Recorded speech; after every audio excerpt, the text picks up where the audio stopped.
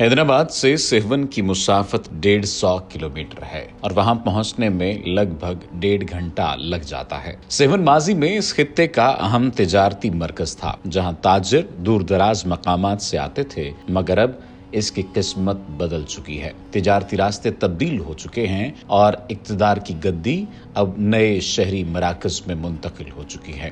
اب اس بستی کی کشش خالصتاً روحانی ہے جو دور دراز سے عقیدت مندوں کو کھینچ لاتی ہے۔ آگ اگلتے سورج کے نیچے گاڑیاں، بیل گاڑیاں اور لوگ کچی سڑکوں پر جگہ کے حصول کے لیے جدوجہد کرتے نظر آتے ہیں۔ یہ سب ایک درویش کا کرشمہ ہے جو ہر گزرتے دن کے ساتھ اپنا قد بڑھاتا جا رہا ہے، یعنی لال شہباز قلندر۔ ان کے قد و قامت کے سامنے باقی سب بونے لگتے ہیں۔ ان کا مزار دیگر سب تعمیرات کو بونا بنا دیتا ہے اور ان کا سہون پر راج کا دعویٰ کبھی بھی چیلنج نہیں کیا جا سکا۔ لال شہباز قلندر 12ویں صدی عیسوی کے صوفی بزرگ ہیں جو آذربائیجان کے علاقے مروند میں پیدا ہوئے۔ آپ کا تعلق ایک جعفری سید گھرانے سے تھا۔ آپ کے والد ماجد سید کبیر اپنے وقت کے مشہور عالم تھے، جبکہ آپ کی والدہ ماجدہ بڑی عبادت گزار تھیں۔ آپ کی والدہ کے متعلق معلوم ہے کہ پردہ شب کی تاریکی میں بیٹھ کر رویا کرتی تھیں۔ اس ماں کی گود کا لال جذب و جلال کا جوہر بن کر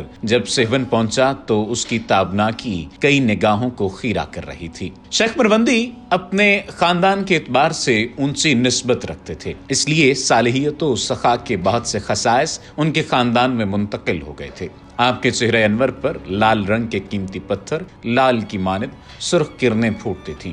یوں بچپن سے ہی انہیں لال کہا جانے لگا، جو سندھ میں آ کر قلندر کے سرخ لباس کی نسبت سے لال بھی ہو گیا۔ شہباز کا لقب امام حسن المجتبی علیہ السلام نے لال شہباز قلندر کے والد کو آپ کی پیدائش سے پہلے بطور خوشخبری کے عطا کیا۔ سید شہباز قلندر کے والدین کم عمری میں ہی دنیا سے کوچ کر گئے۔ آپ نے مدینہ، نجف، کربلا، کاظمین، سامرا اور مشہد کے دورے کیے تاکہ اہل بیت علیہ السلام کے روحانی فیوز حاصل کر سکیں۔ انہیں بر صغیر جا کر خدا کا پیغام پھیلانے کی ہدایت کی گئی۔ دوران سفر مکران کے ساحل پر پہنچے۔ جب آپ وادی پنجگور میں داخل ہوئے تو ایک سرسبز میدان میں آپ کے قدم پکڑ لیے۔ آپ نے یہاں چلہ کشی کی اور اس میدان کو یادگار بنا دیا۔ مقامی لوگوں نے اس مقام پر ایک فقیر کو چلہ کشی کرتے دیکھا تو لوگ امڑ کر آنے لگے۔ آپ کی عبادت و ریاضت سے متاثر ہو کر ہزاروں مقامی مکرانی و بلوچوں نے اسلام قبول کر لیا اور ان کے مرید ہو گئے۔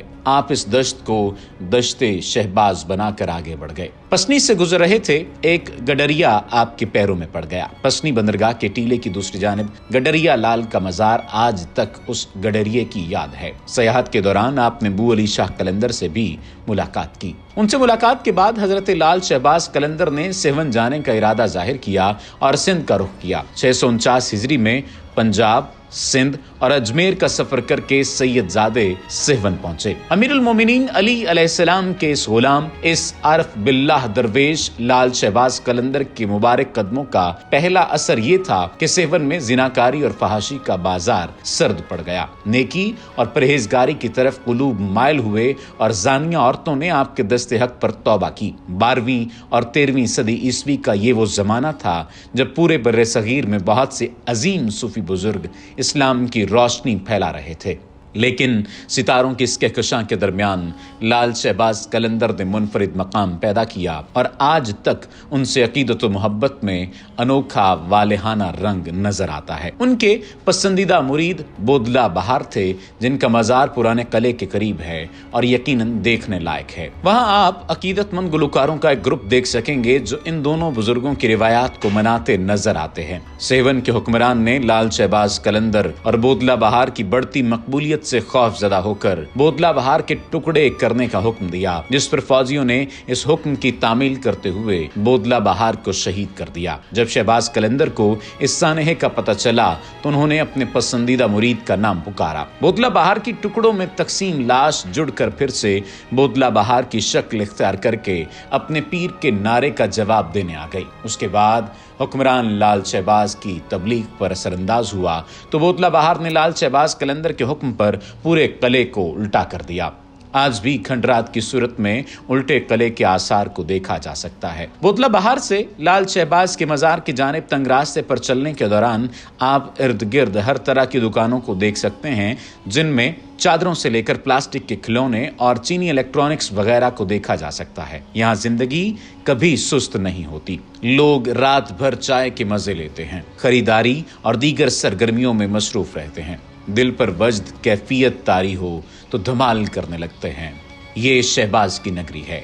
अगर आप यहाँ आए तो मगरिब के वक्त के धमाल में शिरकत करना कभी न भूलें। आप सजिंदों को देव कामत ड्रम्स बजाते देख सकेंगे। बच्चे, बड़े और खातीन किसी की परवाह किए बगैर रक्स करते नजर आते हैं। कुछ की आंखों में आंसू होते हैं और दीगर मुस्कुराते नजर आते हैं। धमाल का इख्तिताम 1 घंटे बाद होता है, मगर मौसीकी और ढोल बजने का सिलसिला रात भर जारी रहता है। आप यहाँ पाकिस्तान भर से आने वाले खानदानों को मजार के मुख्तलिफ कोनों में आराम करते देख सकते हैं। कुछ अपना खाना खुद बनाते हैं, जबकि दीगर मजार के इर्द गिर्द खाने पीने के मराकज़ का रुख करते हैं। ये सिलसिला कभी खत्म नहीं होता। सैयदजादे की लहद के करीब जाकर फातिहा पढ़ने के लिए आपको वहां मौजूद हुजूम का मुकाबला करना पड़ता है, ताकि आगे जाने के लिए जगह बना सकें। लाल शहबाज कलंदर उन्हें हर किस्म के रंग नस्ल, जात और दीगर चीज़ों से कतई नज़र उम्मीद देते हैं और शुक्रगुजारी और एहतराम की एक लहर आपके जिस्म जान में दौड़ने लगती है। लाल शहबाज कलंदर का मजार चूंकि इस खित्ते में मोहब्बत अहले बैत अलैहिस्सलाम का मरकज है, इसलिए दुश्मनाने आले मोहम्मद अलैहिस्सलाम ने इसे कई मर्तबा दहशतगर्दी का निशाना भी बनाया है। 16 फरवरी 2017 की शाम भी यहाँ एक खुदकुश धमाका हुआ।